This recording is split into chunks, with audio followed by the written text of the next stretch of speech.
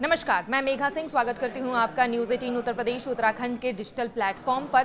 क्या supreme court वक्फ कानून पर रोक लगा देगी? ये वो सवाल है जिसका इंतजार कई लोग कर रहे हैं। आज वक्फ कानून पर सुप्रीम कोर्ट में सुनवाई होने वाली है। चीफ जस्टिस संजीव खन्ना की अध्यक्षता में उच्चतम न्यायालय के 3 न्यायाधीशों की पीठ पर वक्फ कानून की संवैधानिक वैधता को चुनौती देने वाली याचिकाओं पर आज सुनवाई होगी। यह सुनवाई अब से कुछ ही देर में शुरू होने वाली है। खबरों के मुताबिक जस्टिस संजय कुमार और जस्टिस केवी विश्वनाथम भी इस याचिकाओं पर सुनवाई करने के लिए इस पीठ में शामिल होंगे। आपको बता दें कि 10 याचिकाओं पर सुप्रीम कोर्ट में सुनवाई होगी, जिसमें ओवैसी की भी याचिका शामिल है। नए वक्फ कानून की वैधता को चुनौती देने वाली 10 से भी ज्यादा याचिकाओं को सुप्रीम कोर्ट में तत्काल सुनवाई की मांग की गई थी।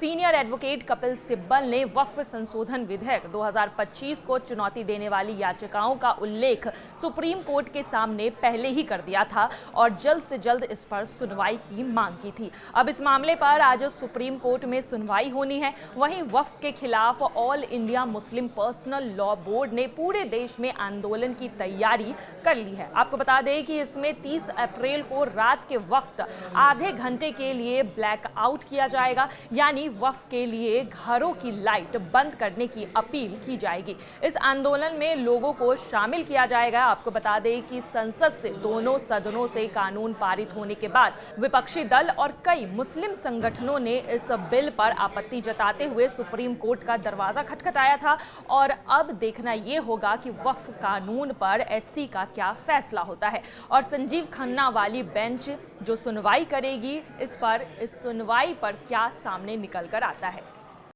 केंद्र की मोदी सरकार ने वक्फ संशोधन कानून लागू कर दिया है और इसे लागू करने के बाद सभी को मानना बाध्यकारी हो गया है, लेकिन इसको लेकर देश के अलग अलग हिस्सों में अभी भी विरोध हो रहा है। पश्चिम बंगाल की अगर बात करें तो मुर्शिदाबाद में हिंसा शुरू हो गई है, तो वहीं कांग्रेस के सांसद इमरान मसूद ने कहा है कि अगर कांग्रेस सत्ता में आई तो एक दिन 1 घंटे में इस कानून को वापस कर देंगे। वहीं 2 दर्जन से ज्यादा याचिकाएं सुप्रीम कोर्ट में लंबित हैं, जिस पर कल सुनवाई होगी। सीजेआई ने भी तमाम अर्जियों को एक साथ सुनवाई करने को कहा है। सीजेआई संजीव खन्ना की पूर्ण पीठ इस मामले पर सुनवाई करेगी, लेकिन इसकी क्या कानूनी वैधता है? इलाहाबाद हाईकोर्ट के तमाम अधिवक्ताओं का पैनल हमारे साथ मौजूद है।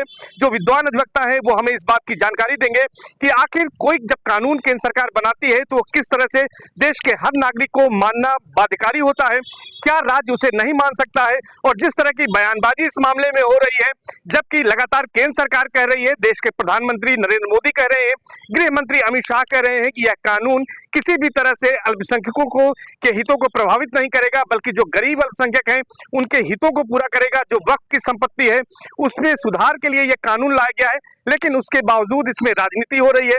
मामला सुप्रीम कोर्ट में पेंडिंग है, जिस पर कल सुनवाई हो सकती है। तो इलाहाबाद हाईकोर्ट के अधिवक्ताओं की क्या राय है, क्या विधिक राय है, हम उनसे जानेंगे। सीधे तौर पर हम आएंगे।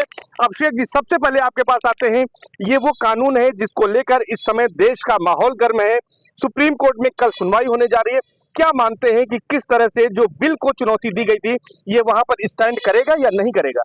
देखिए, कोई भी जब कानून बनता है तो उसको एक कमेटी बनती है, उसमें चर्चा होती है, उसके बाद वो पार्लियामेंट में पेश होता है, उस पर चर्चा होती है सदन में, उसके बाद कोई कानून पास होता है।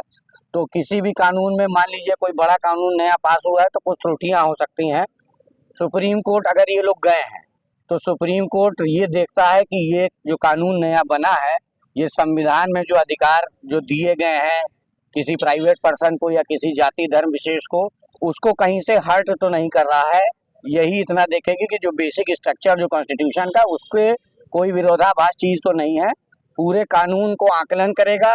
उसमें अगर उसको लगता है कि एक आध दो ऐसे सेक्शंस हैं या ऐसी धाराएं हैं जो संविधान विपरीत हो सकती है तो उनको स्पष्टीकरण या त्रुटिकरण करके उसको वापस उसको दे सकता है। सर, आपसे जानना चाहेंगे, प्रशांत कुमार जी अटल हैं आप, प्रशांत सिंह रिंकू जी हैं, आप ये बताइए कि किस तरह से जो है इस पूरे मामले में जो याचिकाएं दाखिल हुई हैं, अभी बिल को यहाँ पर चुनौती दी गई जिस पर कल सुनवाई हो सकती है, क्या संभावना इसमें बनती है कानूनी नजरिए से अगर हम देखें तो? देखिए, वक्फ संशोधन अधिनियम जो आया है समवर्ती सूची में है। इसमें केंद्र सरकार राज्य सरकार दोनों कानून बना सकते हैं, लेकिन केंद्र सरकार द्वारा बनाया गया कानून जो है वो पूरे भारतवर्ष में लागू होगा। संसद द्वारा बनाया गया कानून जो है सर्वोच्च कानून होता है। अब ये कानून बन चुका है। रही बात सुप्रीम कोर्ट में जो याचिका इन्होंने दाखिल किया है, उस पर सुप्रीम कोर्ट जुडिशियल रिव्यू देखेगी आर्टिकल 13 के तहत जो है। अगर उसे बेसिक स्ट्रक्चर या फंडामेंटल राइट जो है आर्टिकल 21, आर्टिकल 19, 15, 14 जो भी आर्टिकल्स उसमें आते हैं, 300 राइट टू प्रॉपर्टी एक्ट, अगर उसमें बेसिक स्ट्रक्चर या फंडामेंटल राइट किसी का वायलेट होता है और अल्पसंख्यक लोगों से जुड़ा मामला है, अगर समीक्षा न्यायिक करेगी, अगर कहीं असंवैधानिक पाता है तो रद्द कर देगी, नहीं पाएगा तो ये कानून पूरे भारतवर्ष में लागू होगा और सबको मानना पड़ेगा। निश्चित तौर पर सुप्रीम कोर्ट अगर कोई अवैधानिकता पाता है, किसी तरह से किसी के राइट्स हैं, फंडामेंटल राइट्स हैं, उनका वायलेशन होता है, तभी इस पर रोक लगाएगा, नहीं तो ये कानून सबको मानना होगा। सबसे बड़ी बात है कि इसको लेकर विरोध हो रहा है। क्यों विरोध हो रहा है? क्या लगता है आपको कानून के नजरिए में, क्या इस कानून में किसी तरह की खामी नजर आती है? देखिए, सबसे बड़ा तो विरोध वो लोग कर रहे हैं जो धर्म के ठेकेदार हैं, जिनका इस समय जो लाभ लेते थे उनका लाभ खत्म हो गया। ये निचले तबके के लोगों के लिए फायदे की चीज है और ये कानून बहुत ही अच्छा कानून है। और धर्म के ठेकेदारों के लिए ये है कि उनका काम खत्म हो गया है, अब ये सरकार तय करेगी। तो इसीलिए विरोध का तो सबसे बड़ा कारण यही है जी। और मुर्शिदाबाद का विरोध तो निंदनीय है, बहुत ही निंदनीय विरोध है। वहाँ के सरकार का भी बहुत बड़ा योगदान इस विरोध में है जी। हाँ। तो अच्छा ये बताइए कि क्या कानूनी रूप से कहीं पर कोई खामी है जिसलिए इसका विरोध हो रहा है, या सरकार जब ये कानून वक्फ का संशोधन कानून लाई है तो ये पूरी प्रक्रिया का पालन करते हुए इसको बनाया गया है और इसको सबको मानना चाहिए?